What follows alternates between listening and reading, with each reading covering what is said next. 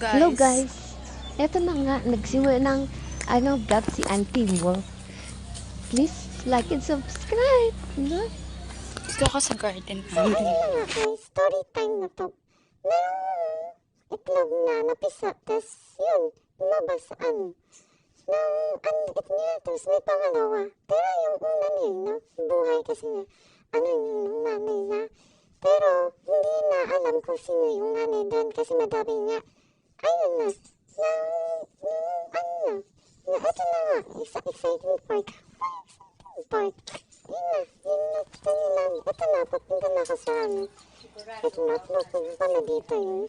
Ayun na siya yung sinasabi kong nabuhay kasi na ito yung pangalawa, wait lang. Papaano mo sa inyo. Ayun na. Ayun yung namatay yung kanina lang. Tapos, ayun yung namatay. Wawa nga eh. Ayun na siya dahil. Ang cute-cute niya. Kaso namatay agad. Kinuha mo agad nito. Papakita ko pa dyan na ang kupal kasi yan eh. Ayun na siya.